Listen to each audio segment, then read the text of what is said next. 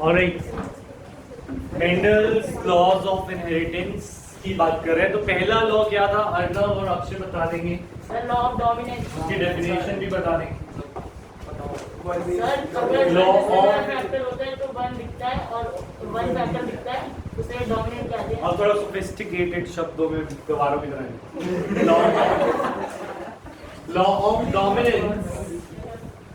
हाँ, In a pair of dissimilar factors, one is expressed, the one expressed is called dominant factor. हाँ, in a pair of dissimilar factors, जब एक pair in a pair of dissimilar factor,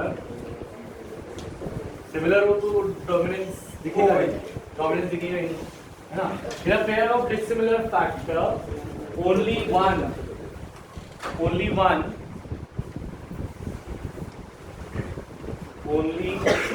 one is expressed. Such a factor is called the dominant factor. उधर खुल जाएगा दो root. is called a dominant factor. तो first law क्या था Mendel का, लॉ ऑफ डोमिनेंस। इसमें हमने पढ़ा अगर दो डिसिमिलर फैक्टर एक ही ऑर्गेनिज्म में प्रेजेंट होंगे तो एक दिखेगा दूसरा नहीं दिखेगा। जैसे यहाँ पे टॉल दिखेगा पर शॉर्ट नहीं दिखेगा। This was law of dominance. Clear? अच्छा, इसमें क्या दिखेगा आदित्य? इसमें कौन सा कैरेक्टर दिखेगा? तो थोड़ा गलत बोलना। अच्छा, इसमें क्या दिखेगा?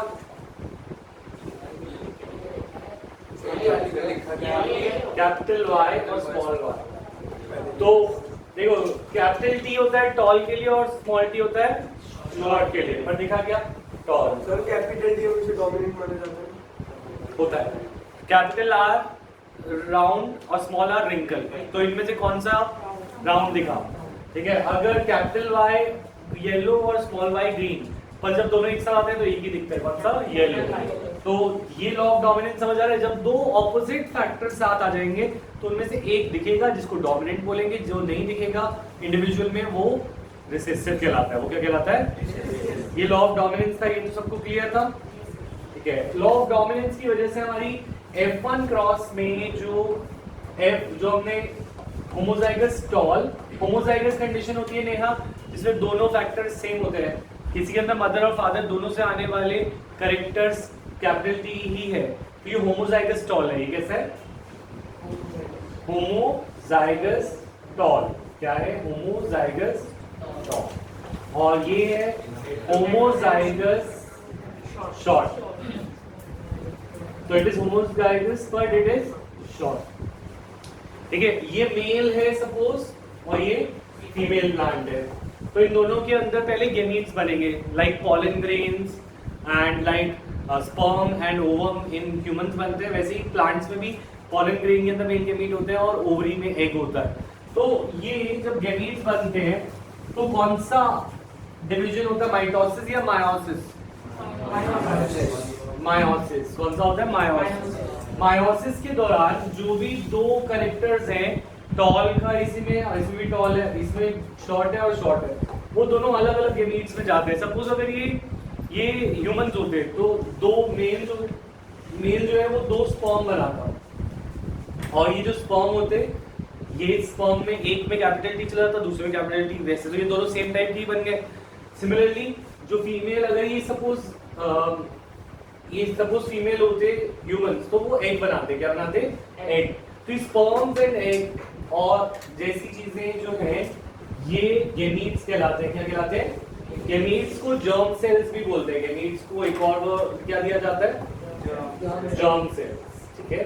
अच्छा, अगर ये इंडिविजुअल थे, ये मेल और फीमेल इंडिविजुअल थे, इनके अंदर क्रोमोसोम नंबर होता है 46। अगर ये ह्यूमंस होते तो ह्यूमंस में कितने होता है? पर जो ह्यूमंस के गेमीट्स होते हैं उनके अंदर क्रोमोसोम कितने होते हैं? 23। कितने होते हैं? 23। और जब ये फ्यूज करते हैं, यानी कि ये स्पर्म और ये ओवम, सपोज एक मेल एक फीमेल के जो स्पर्म एंड ओवम है ये फ्यूज करेंगे, तो इस प्रोसेस में जो जेनेटिक कंटेंट है वो स्पर्म का ओवम में चला जाएगा और इससे 23 इससे आए, 23 इससे आए, और वापस से इनके अंदर जाइगोट में कितने गैमीट्स हो जाएंगे, क्रोमोसोम्स हो जाएंगे? 46। तो ये क्वेश्चन बहुत बार पूछा गया है कि how is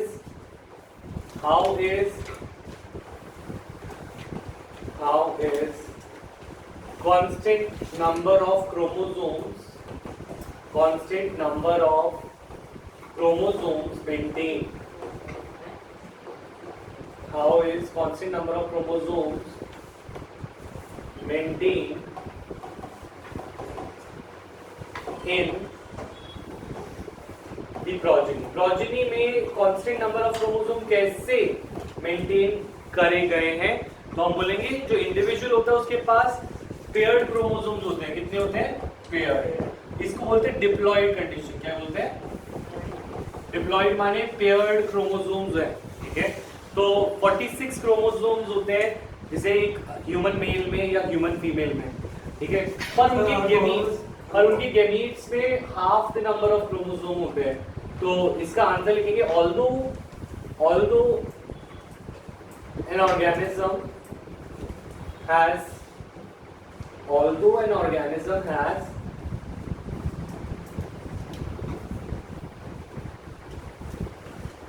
an organism has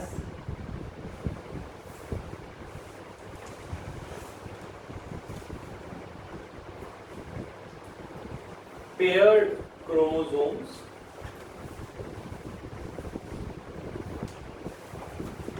its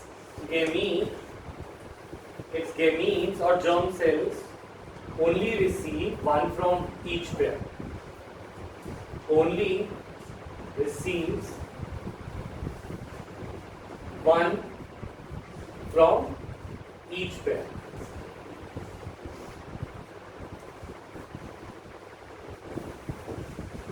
Due to meiosis. कौन से सेल डिवीजन से? Due to meiosis. सर ने तो लिखना अभी शुरू किया है ना? Due to meiosis. meiosis की वजह से कहाँ पे? Although its gametes only receives one from each pair due to meiotic cell division या meiosis. MEIOSI. ठीक है? वन फ्रॉम ईच पेयर, एक पेयर में से एक 23 पेयर है तो 23 आ रहा है। सर हर नॉर्मल सेल में होते हैं पूरी बॉडी में मिला के। क्या? 46 पूरी बॉडी, ठीक है। पूरी बॉडी के नॉर्मल सेल्स में सब में पेयर्स में नॉर्मल सेल तो ईच में 46 है सबको मिला के। हर एक सेल के अंदर 46। अच्छा क्रोमोसोम्स की बात करें। Chromosomes its gametes only receive one from each pair due to meiosis. ठीक है। अच्छा, so number of chromosomes in the gametes are already reduced. Number of chromosomes in the gametes are already reduced to half. Are already reduced to half.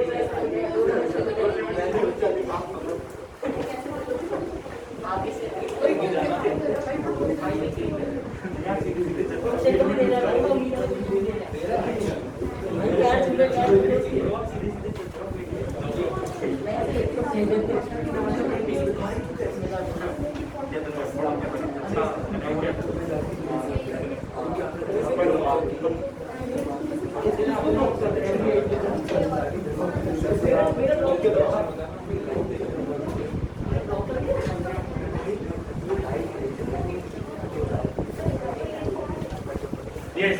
So the number of chromosomes in the gametes are already reduced to half. When these gametes fuses, when gametes fuses, their number in the zygote is restored. Their number in zygote is restored. ठीक है, अपना sir फोड़ना बंद करो. और इधर ध्यान, ठीक है। So the number of chromosomes are restored, ठीक है। इतना स्कूल में टीचर है। अब ये बात हम कह रहे हैं कि वापस से जायगोट में 46 कैसे होते हैं। जब गेमीट्स में आधे हो जाते हैं, जब वो फ्यूज करते हैं वो पूरे हो जाते हैं। तो ये सब किसकी वजह से हो रहा है? मायोसिस। किसकी वजह से? लाइन पे चल रहा है। Where what is the significance of meiosis? अगर क्वेश्चन आ जाए what is the significance of meiosis, ये भी क्वेश्चन बहुत बार देखा गया है। तो मायोसिस की सिग्निफिकेंस भी यही सेम आंसर है। What is the significance of meiosis? तो सेम आंसर है, सेम। क्यों? क्योंकि मायोसिस क्रोमोसोम का नंबर आधा कर देता है और वापस से वो जुड़कर वापस रीस्टोर हो जाता है 46 पे। तो ये सेम आंसर दो क्वेश्चन का आंसर है। एक तो how chromosome number is maintained equally in each generation, दूसरा what is the significance of meiosis.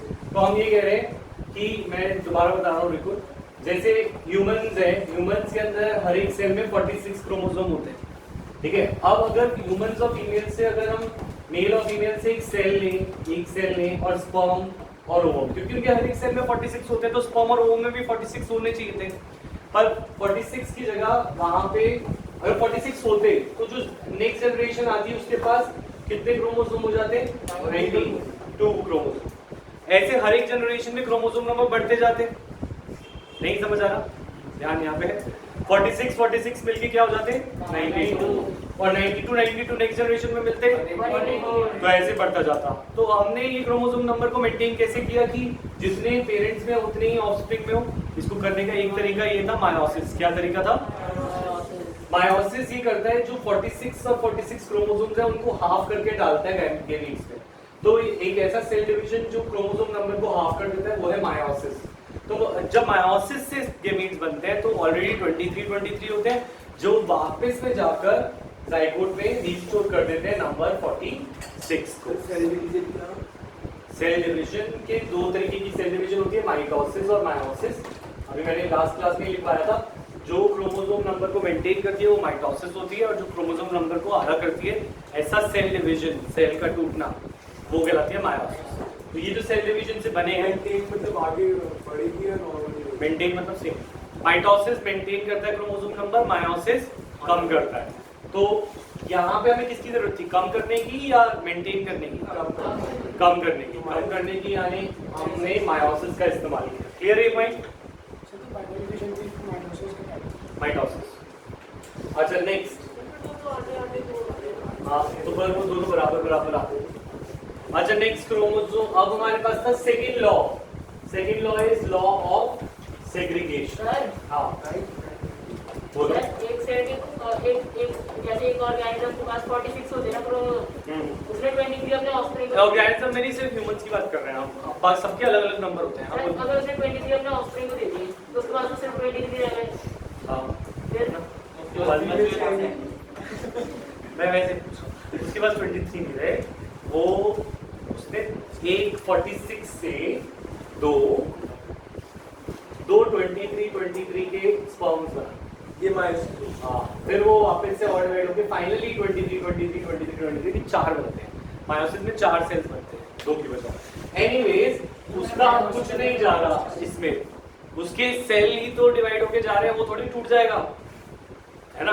समझ में आ रही है बात? तो वो उसके एक्स्ट्रा सेल्स जो थे वो ही डिवाइड करके स्पर्म बनते हैं, पर इससे उसका कोई लॉस नहीं, क्योंकि वो सेल्स ऑलरेडी अपना नंबर बढ़ा चुके थे मिलियंस। इस प्रोसेस में पहले मायोसिस मायोसिस 2 होती है, मायोसिस 1 और मायोसिस 2। अभी नहीं घुसना, ठीक है? तो बस तुम्हें अभी ये आना है, कौन सा सेल डिवीजन क्रोमोसोम नंबर को आधा करता है? मायोसिस। और कौन सा क्रोमोसोम नंबर को इक्वल रखता है? माइटोसिस। ठीक है, ये बात क्लियर है? तो गैमीट फॉर्मेशन किससे होता है, माइटोसिस से या मायोसिस? मायोसिस से। What is the significance of meiosis?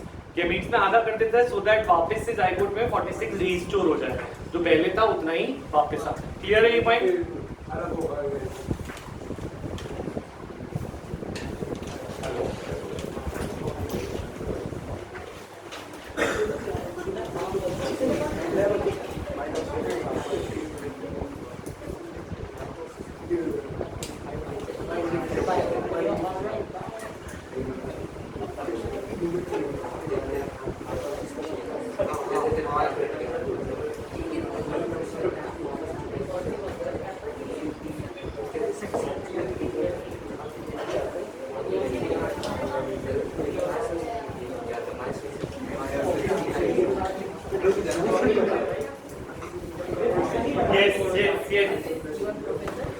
Law of segregation क्या कहता है?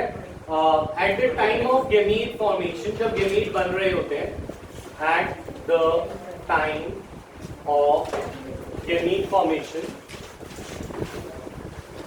At the time of gamete formation, दीवार में मारो जाता at the time of gamete formation, मुझे भी ऐसा लगता है तुम्हारे बैच में आके कि मैं दीवार पे at the time of gamete formation,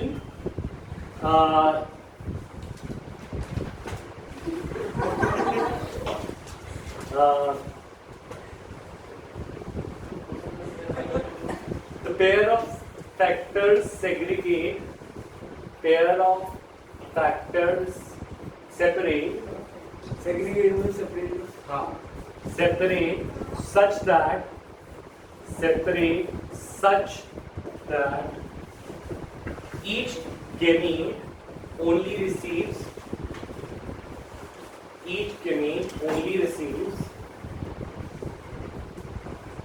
one copy.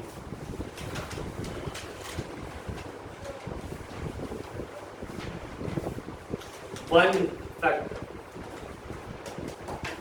और जीन, फैक्टर की जगह जीन भी लिख सकते हैं, फैक्टर की जगह क्या लिख सकते थोड़ी देर होगा 2 होगा. हैं? जो होगा बता रहा हूँ.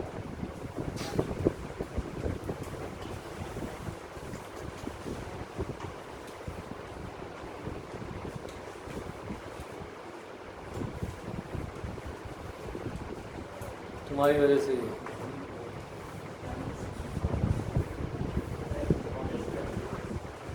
अच्छा, तो हम ये कह रहे हैं कि अगर हम बात करें, बात सुनो, अगर हम हमारे पास ये है एक पेरेंट, ये मेल पेरेंट है, तो ये मेल पेरेंट है और ये फीमेल है, कोई बात नहीं, हमने सिर्फ मेल को देख रहे हैं. तो इसने जब स्पर्म्स बनाए या फिर इसने जब अपने गैमीट्स बनाए, तो एक गैमीट में कैपिटल टी जाएगा, तो एक में स्मॉल, मतलब 50% में कैपिटल टी और 50% में.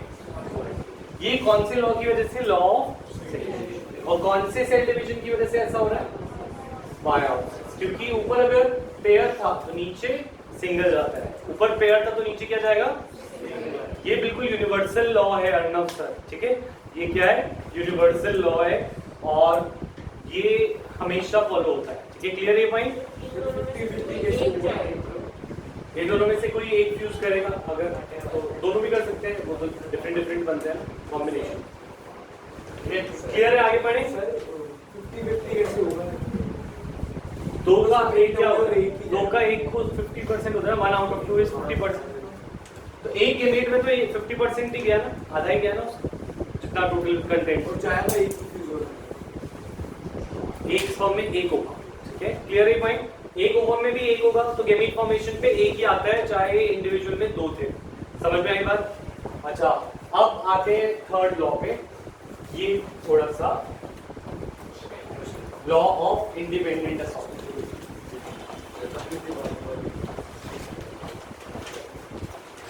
सर, लॉ ऑफ रीजनरेशन और सेग्रीगेशन एक ही होता है? एक ही होता है. रीजनरेशन और सेग्रीगेशन रीजनरेशन कोई लॉ नहीं है. अभी मैंने कब लिखा? अच्छा, लॉ ऑफ इंडिपेंडेंट असॉर्टमेंट. ठीक है, अच्छा सुनो मेरी बात. ये क्या है लॉ? ये क्या? सुनो मेरी बात. अब हमारे को अभी तक हम एक ही करेक्टर देख रहे थे. क्या करेक्टर? या तो टॉल देख रहे थे या राउंड रिंकल, ये दोनों, ये सब एक ही करेक्टर है. हाइट एक करेक्टर है जिसके दो जीन्स थे, कैपिटल टी स्मॉल टी. अब हम देख रहे हैं दो करेक्टर्स को एक साथ. क्या हमारा लेवल बढ़ रहा है? ठीक है, तो हम राउंड और रिंकल को देखते हैं. राउंड और चलिए 2 कैरेक्टर्स में एक ब्लैक येलो, और रिंकल और रिंग.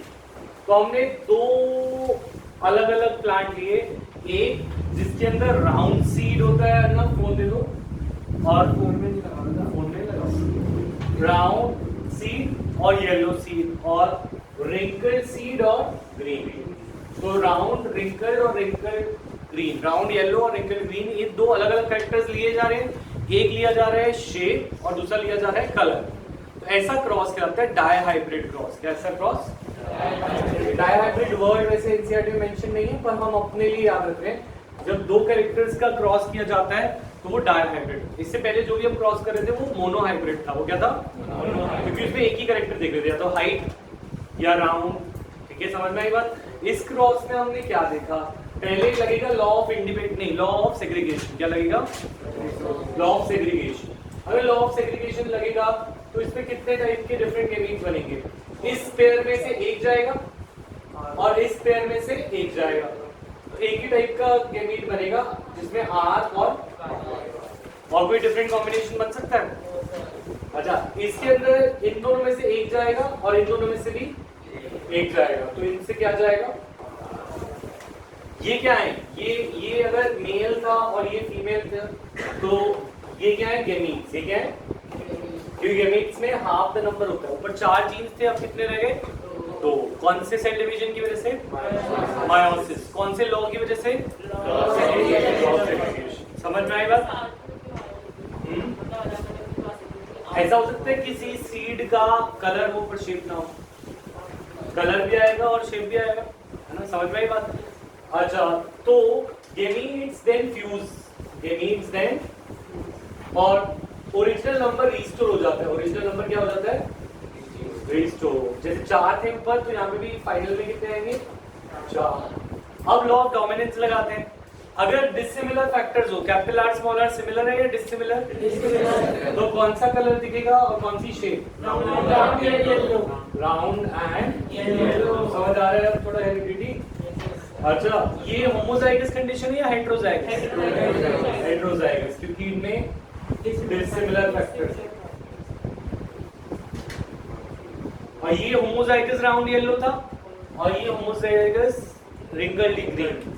अच्छा, होमोजाइगस राउंड येलो ऐसा दिखता है और हेटेरोजाइगस राउंड येलो ऐसा है। दोनों राउंड येलो है, ये भी राउंड येलो था, ये भी राउंड। समझ में आई बात? ये होमोजाइगस राउंड येलो है, ये हेटेरोजाइगस राउंड येलो है। क्लियर है पॉइंट?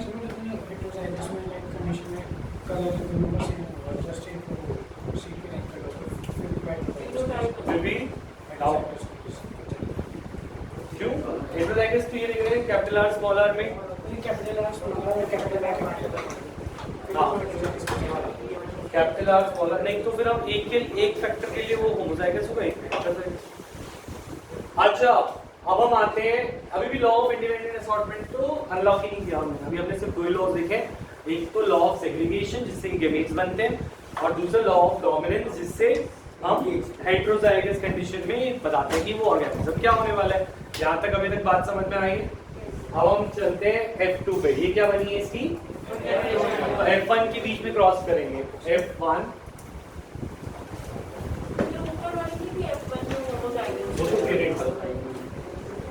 अच्छा, बात नहीं, अब F1 से शुरू कर रहे हैं। एक मेल ले लिया F1 में और एक फीमेल। ठीक है अर्नव? तो मैं वैसे पूछ रहा हूँ, आप बोलो।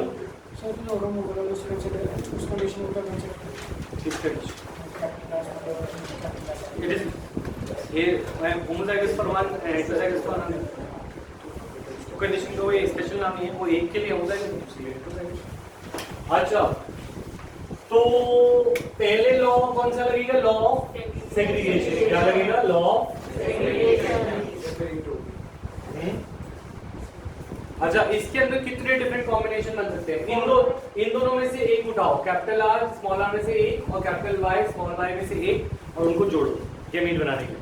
तो तुम बना सकते हो R R small Y, small R capital Y और स्मॉल आर, है ना? ये जो तुमने बनाए गेमीट्स, ये क्या बनाए? ये गेमीट्स तुमने ये सोच के बनाए कि ये सारे इंडिपेंडेंट है, या ये सोच के बनाए कि ये डिपेंडेंट है? इंडिपेंडेंट माने तुमने कैपिटल आर को कैपिटल वाई के साथ भी लिया, तुमने कैपिटल आर को स्मॉल वाई के साथ भी लिया कि नहीं? इट्स लाइक कैपिटल आर ये चॉकलेट्स हैं और ये चिप्स हैं, मैंने बताया था। ये चॉकलेट्स हैं और ये चिप्स हैं। तो तुम्हें इनके कॉम्बिनेशन बनाने हैं, टोकरी बनानी है, दिवाली आ रही है, तो तुम कोई भी चॉकलेट किसी भी चिप्स के साथ ले सकते हो, right?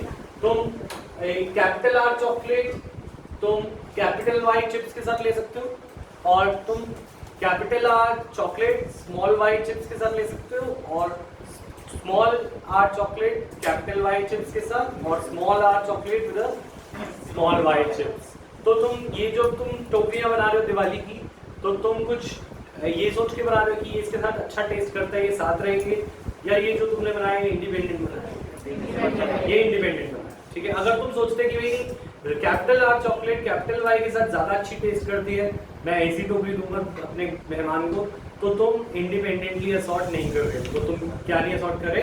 Independently. Assorted toffees, assorted chocolates लिखा होता है ना, तो असॉर्टमेंट माने मिक्स एंड मैच, पर इंडिपेंडेंटली असॉर्ट कर रहे हैं, तभी ये 4 गेमीज बने। ये वाली बात समझ में आई? अच्छा, इसके अंदर भी इंडिपेंडेंट असॉर्टमेंट करेंगे, और इसके अंदर इंडिपेंडेंट असॉर्टमेंट से यही बनेंगे या अलग बनेंगे?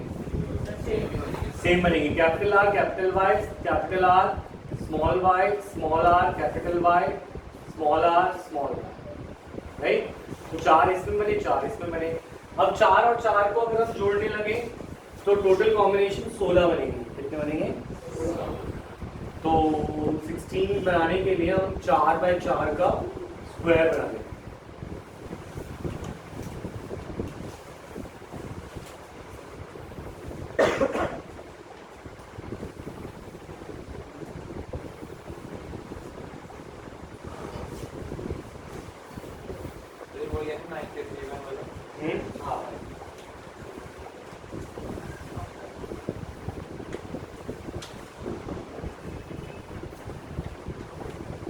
चलो जल्दी से बनाओ।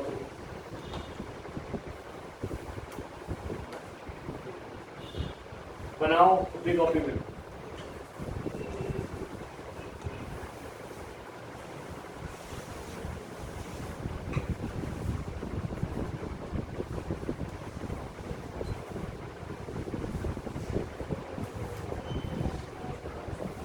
यस, तो हमारे पास यहाँ पे कॉम्बिनेशन है capital R capital Y capital R small Y small R capital Y small R small Y capital R capital Y capital R small Y capital R small Y.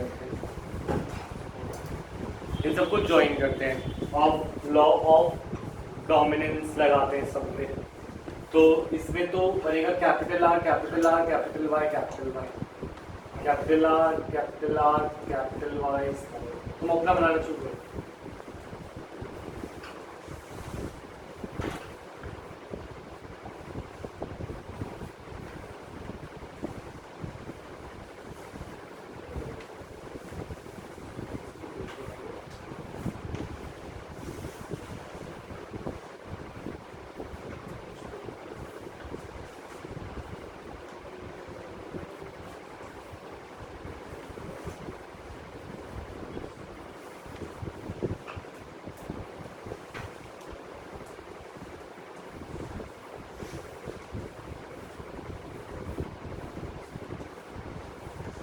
Card नहीं है क्या?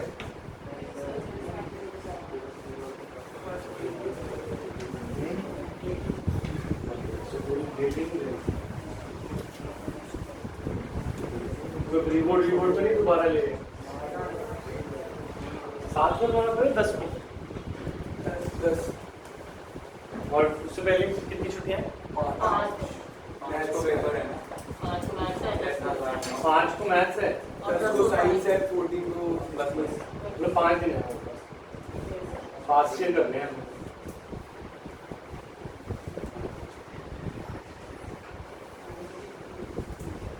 वैसे confidence है science में हो पाएगा?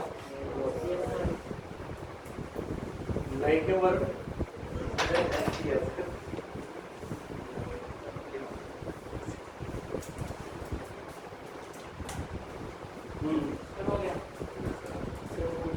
तो ये क्या है? Round yellow yellow round yellow, ये है राउंड येलो राउंड येलो, ये राउंड येलो, ये राउंड येलो, ये वाली पूरी line round yellow round yellow round yellow, और तुमने ये फॉलो किया तो ये भी राउंड येलो। फिर इसके नीचे वाला राउंड येलो हाँ, ये दो लाइन राउंड येलो है, तो टाइगर बन जाता राउंड येलो राउंड येलो, है इसकी टाइगर ठीक है। अच्छा, अब ये राउंड ग्रीन हो जाएगा राउंड अब ये वाला राउंड ग्रीन है, तो इट इज राउंड ग्रीन, ठीक है। This is round yellow yellow,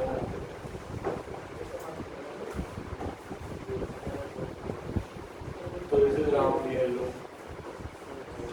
this is round green round green, round green होगा this is round yellow, this is round green, this is wrinkled yellow, this is wrinkled yellow, wrinkled yellow, wrinkled और ये wrinkled green, green ठीक है। तो कितने round yellow थे? 1 2 3 4, 1 2 3 4, 4 3 7 और 2 9, ये और ये ट्रायंगल बन गया ना, जो बनने बोल रहा है ना, बनने 9, तो राउंड येलो हुए 9, रिंकल ग्रीन आए, रिंकल राउंड ग्रीन कितने आए? 3, राउंड ग्रीन, रिंकल ग्रीन आए 3 1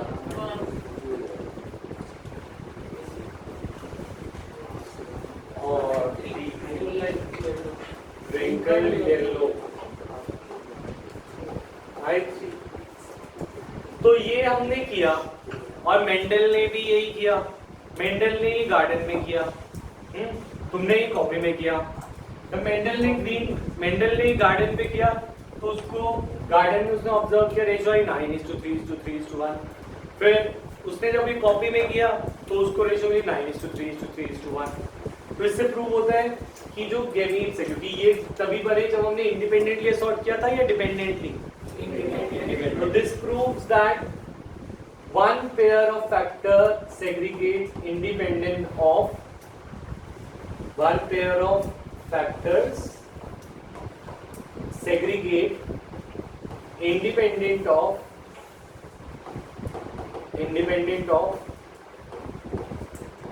the other pair of factors.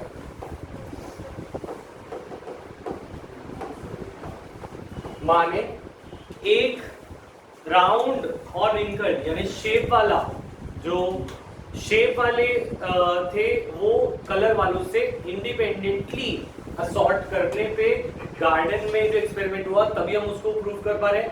Garden में वो जो एक्सपेरिमेंट हुआ उसको प्रूव कर पा रहे हैं, ये रेशियो को प्रूव कर पा रहे हैं जब हमने इनको इंडिपेंडेंटली लिया था। अगर हम इनको डिपेंडेंटली लेते, सपोज बोलता कैपिटल आर कैपिटल वाई के साथ ये आता और स्मॉल आर स्मॉल वाई के साथ, तो ये हट जाता, तो क्या ये रेशियो ये आती? नहीं आती। समझ में आ रही है बात? तो दिस रेशियो, एक्सपेरिमेंटल रेशियो जो गार्डन में आई थी, ये प्रूव कर रही है कि ये हमारा law of independent assortment follow करता है। क्लियर है पॉइंट? तो इसके आगे खत्म ही हो गया चैप्टर ऑलमोस्ट। तो हेरिडिटी का टेस्ट तो तुम दे चुके हो, आज हो गए? ठीक है। अब कल तुम्हारा ऑफ रखते हैं और परसों तुम्हारा फुल कोर्स का टेस्ट है। कल तुम्हारी प्रिपरेटरी लीव है, ठीक है। पहला फुल टेस्ट देना शुरू करते हैं कल, परसों संडे से। हाँ, कोई बात नहीं, हो जाएगा, ठीक है। फुल टेस्ट देना है। अब इस संडे को कितने घंटे का टेस्ट है? 2 घंटे का। फाइनल टेस्ट कितने घंटे का है? 2 घंटे का। कितने मार्क्स का? 40 मार्क्स का। कितने क्वेश्चंस? चलो मैं मार्किंग स्कीम से उसी पे बनाऊंगा, तुम टाइम डिसाइड कर लो। संडे को 1 से 3 में सारे देंगे, संडे 1 से 3 हर संडे का फिक्स कर लेना है। किसके लिए? साइंस के टेस्ट के लिए हर संडे अब फुल टेस्ट देना है। और फिर हम मिलते हैं नेक्स्ट क्लास।